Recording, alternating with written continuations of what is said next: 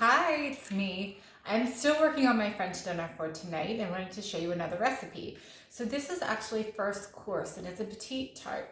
You might think of tarts as being more of a dessert course, but this one has some really nice savory components that I think you're going to enjoy. So what I'm using to make these tarts today is I had these, I don't know the actual technical name for these, but like a quick release pie tin, tart tin, if you will, where the bottom comes out. So even though I'm going to firmly press in the pie crust, once they cool, I can just pop the bottom out and the whole tart will come right out for me. If you have these, awesome. If you just have regular little tart pans, even muffin tins, that would work too. So don't worry about that. So I'm going to have my tart tin, whatever you choose. I'm going to do apples. I've often done apples and pears in this dessert or this course, but because I'm using pears for my dessert course, I'm going to keep them out of this one. Then I have store-bought pie crust. Don't be so judgy in the morning. You can use your own if you want to. I'm using store-bought. I have apples that I've diced up in two ways. So one I've diced really small and some I've sliced like this. So I'm going to try two different presentations on the way I'm doing it today. I'll let you know if one happens to work out better than the other. I have Brie. Now, I'm not a big fan of that white bloom that's on the outside of Brie when you buy it. If you're not either, all I do is I just take my knife and I just scrape it like this, and I scrape all that white off. If you don't mind that flavor profile, by all means, leave it on.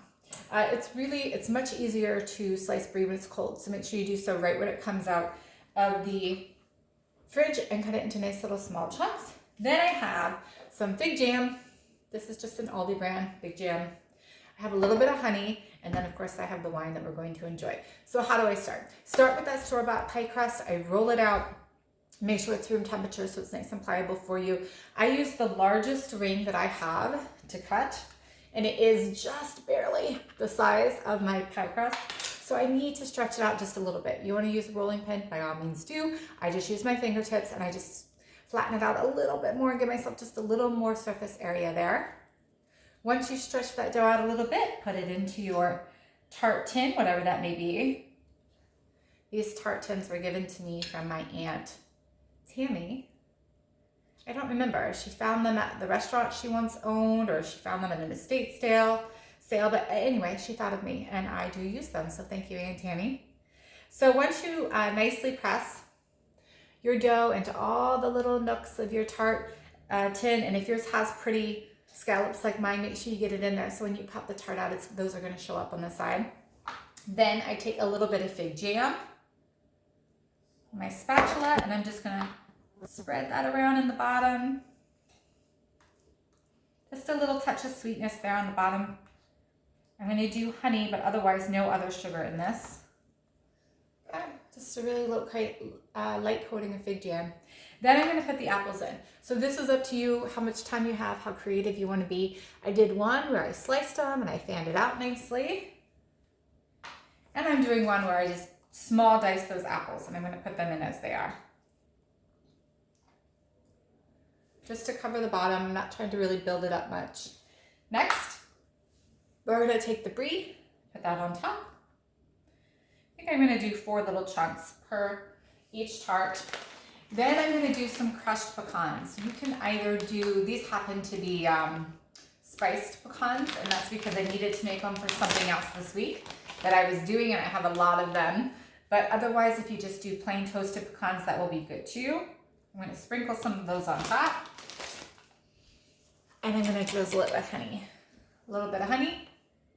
And I'm just going to real quick do a drizzle on top. So let me bring this closer so you can see pie crust, fig jam, apples or pears, and pears if you'd like, the Brie chunks of cheese sprinkled with pecans or not if you don't like nuts, and then just a drizzle of honey.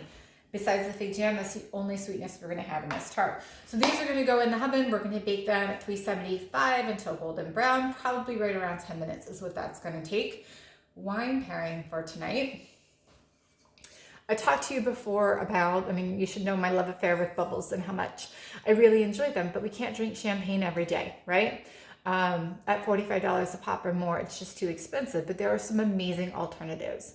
Cremant from France is one of them. For the most part, Cremant is just as high quality as champagne. It has to be produced almost exactly the same way. There's very small variations in that. What you see most often is that the grapes are different. And obviously the region that they're grown is different, which can impact the terroir and the flavor profiles that show up in the wine. But the one that I'm enjoying today is called Cremant. This is from Domaine Palmas. I think this runs somewhere around maybe $17 a bottle, so much more affordable than traditional champagne. But it's made the same way. It follows the whole 11-step method champenois for really high quality sparkling. What's different about this Cremant than regular champagne is it's grown in the very south of France, right around the Mediterranean Sea, in Limoux, the region of Limoux. And because of that, we get some different grapes integrated into this wine. So not only does it have the traditional Chardonnay and Pinot Noir that champagne does, but this also has some Chenin Blanc into the mix, which just gives it a really nice bright acidity.